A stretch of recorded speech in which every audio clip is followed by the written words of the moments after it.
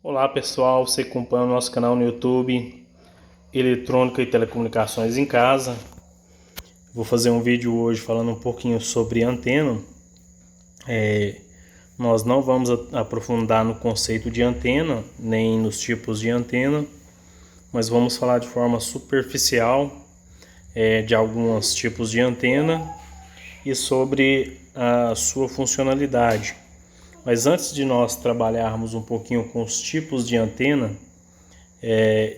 eu vou tentar definir primeiro o que é antena, né? A antena é um dispositivo, geralmente metálico, que genericamente ele propaga, né? Leva o campo eletromagnético a se propagar pelo espaço. Eu ia usar a palavra converte, né? Mas essa palavra nas telecomunicações ela é errada. Vou dizer que a antena ela converte os sinais elétricos em ondas eletromagnéticas e ela recebe os sinais de onda eletromagnética e converte em sinais elétricos. Na verdade, quem converte é o sistema como um todo, então não tem como dizer que a antena converte. Mas, de forma genérica, dá para usar essa expressão sim, né? No sentido lato, ou seja, no sentido mais amplo. Mas a antena ela tem a função de adaptar o sinal ao meio ou receber esse sinal e adaptar ele, né, levar ele, né, até o sistema de forma que ele seja demodulado. Então, aí entra os conceitos de modulação, não vou entrar nesses méritos, né, nessas questões, né. E eu desenhei aqui 3 tipos de antenas muito utilizadas por robistas, né, que são as antenas de polo, que geralmente elas são feitas, né, de 2 elementos irradiantes, por isso de polo. Existem também as antenas monopolo, né, com um único elemento, mas geralmente você usa as de polo para receber sinais de TV, como aquela anteninha em V que fica em cima dos televisores, que era um exemplo de antena de polo. E também são antenas muito utilizadas, né, na transmissão de FM de forma amadora. Muitos robistas utilizam das antenas de polo. Elas são compostas por 2 elementos, compondo aí de 1/4 de comprimento de onda, né, cada elemento, juntos formando meio, né, comprimento de onda, ou seja, meio comprimento de lambda. Aqui nós temos outro exemplo, a antena IAG, né? A antena IAG UDA, ela recebe esse nome por causa das pessoas que descobriram, né, ou que fizeram experimento com esse tipo de antena, e ela possui um elemento refletor, um elemento ativo e alguns diretores, sendo que o ganho dessa antena é dado pela quantidade de diretores que ela possui, né? Que vão excitar o elemento ativo na recepção ou na transmissão, enfim. E a antena plano-terra, que geralmente é feita de 1/4 de comprimento de onda para recepção e 1/4 de comprimento de onda, mas mais ou menos, né, aproximadamente, vou colocar aproximadamente 5% do comprimento de onda, desse comprimento de onda para ajuste de ROI, né? Então é cortado nessa antena de acordo com a relação de onda estacionária, ou seja, de acordo com a onda refletida vai se ajustando essa antena. As antenas têm algumas características, né? Por exemplo, a impedância da antena, que geralmente é dada em ohms, e essa impedância ela descreve, né, a relação entre a razão dos terminais da antena. A amplitude, né, que está relacionada ao comprimento de onda. O ganho da antena, eu não vou entrar nesse mérito, porque a antena em si ela não amplifica o sinal, a não ser que ela seja uma antena ativa, mas ela pode ter uma relação de desenvolvimento melhor para propagação ou para recepção do sinal, né, em relação à a sua amplitude, né, ao seu corte por comprimento de onda e algumas características da antena. Então seria algo mais complexo e eu gastaria mais tempo para trabalhar esse conceito. Então eu vou falar bem de forma bem simplória. A diretividade, né, geralmente as antenas para transmissão elas têm um lóbulo, né, elas lançam um lóbulo de feixes hertzianos, que são sinais propagados, isso é o campo eletromagnético, né? Esse campo eletromagnético, ele, dependendo do comprimento de onda, ele pode ser mais estreito ou menos estreito, dependendo também da abertura e do tipo de construção dessa antena. Por exemplo, uma antena com plano terra, ela tende a irradiar em todas as direções. Então,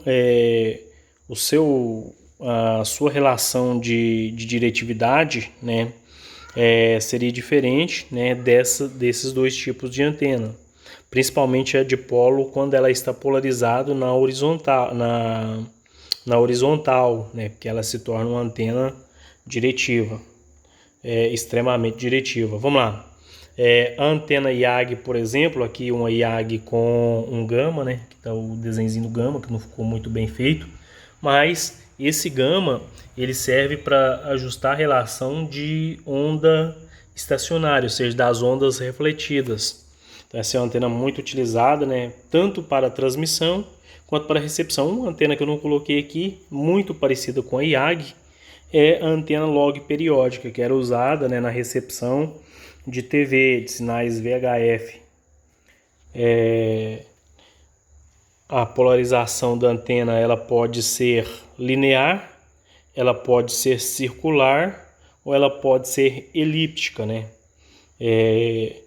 Tanto ela circular quanto ela elíptica pode se dar na direita e na esquerda. A diferença é que uma ela tem uma divisão na polarização e a outra não, né? E a polarização linear ela pode ser tanto na vertical quanto na horizontal. Isso depende, né, da forma como a onda vai se propagar no espaço. Então, quando a gente fala sobre a propagação, nós temos duas coisas a ser consideradas, né, que é o campo eletromagnético. Então, nós temos dois campos que se propagam de forma perpendiculares no espaço, que é o campo eletromagnético. E esse campo ele vai se propagar dependendo da polarização que você usar, né, para que esse campo ele possa se propagar. Então eu construí duas antenas, uma delas vocês já viram aí no canal, fiz um teste até meio que forçado, né, até meio que indevido.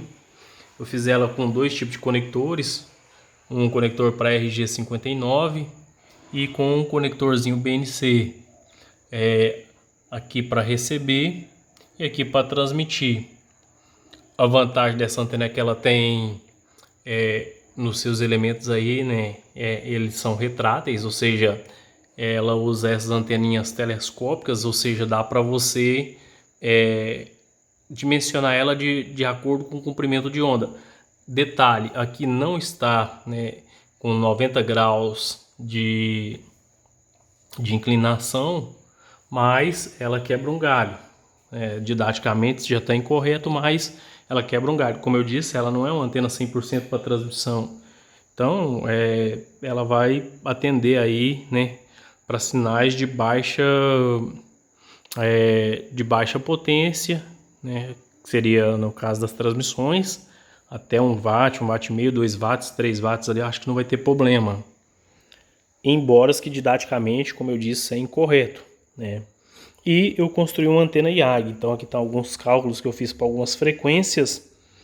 E outra vez, né, como eu disse, eu fico no didaticamente correto quando eu quero uma coisa precisa, né? Ou quando eu vou trabalhar, que eu preciso seguir padrões e etc. Mas para mim, eu tento variar ao máximo, né? E eu tento adaptar as coisas às minhas necessidades. Então eu tenho aqui alguns elementos, né, do antena que eu reciclei.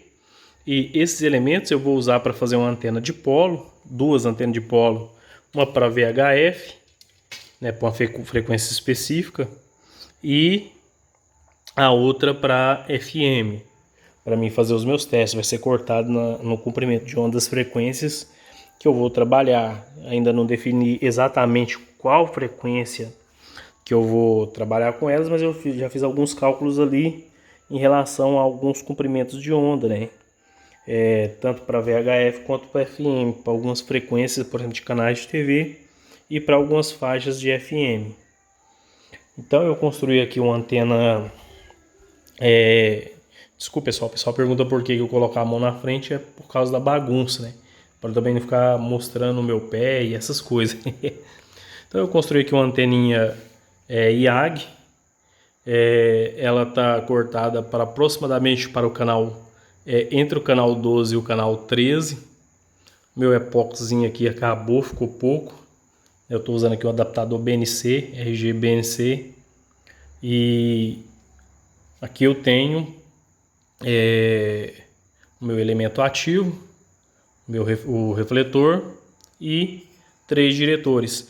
Esses diretores eles não estão com a distância exatamente correta. Como eu disse, o tamanho deles aqui sim, né? Eu cortei a 5%, o que pede lá no comprimento de onda. Agora, a distância aqui eu tentei adaptar para colocar entre faixas de canais, né? Como se fosse no meio. Eu medi uma faixa, fiz os cálculos, medi outra faixa um pouco mais afastada, fiz os cálculos e tentei colocar no espaço intermediário. Eu medi aqui a distância. Você pode ver que a distância é padrão, com exceção daqui que tem uma distância maior, né? Geralmente aqui é 25% do comprimento de onda e aqui é 15% do comprimento de onda. Então aqui já não está dando. Mas, como eu disse, é para mim, é para teste, né? Não é nada, como eu disse, não é nada exato, é para teste mesmo. E eu tô com outro negócio aqui para fazer outra, né? Essa eu vou seguir o padrão. Se eu vou tentar seguir o padrão, né? Vou cortar para uma frequência, ainda estou para decidir se vai ser em VHF ou em UHF. E essa eu vou seguir o padrão correto, vou fazer os cálculos para uma frequência única e vai ser aquela mesma e pronto. Então eu vou ligar aqui, vou mostrar um pouquinho, né? Um teste rápido. Essa antena ela era para ser mais para transmissão. Aqui não deveria ser o cabo que eu estou usando, um cabinho coaxial, né, de VHF, mas não deveria ser esse cabo. Aqui deveria ser RG58. Mas como eu não tenho RG58, então vai esse mesmo. A gente está com um sinal fraco ali. Repare que eu vou fazer um teste com a mesma direção aqui, ó. A antena ela está apontada nessa direção. Ali está no canal 40 de UHF, né? Eu não vou mudar a direção, só vou aproximar o elemento aqui, ó. Aqui, ó. Então, olha aqui. Então, assim, a gente percebeu que essa é uma tendência de mercado. Todo mundo tá na era digital, tá comprando online. As compras online no Brasil... Que interessante. Essa antena, ela trabalha de forma capacitiva, né? Aqui, ó. Vou afastar novamente. Não vou mudar a direção aqui, ó. Só afastei. Olha lá.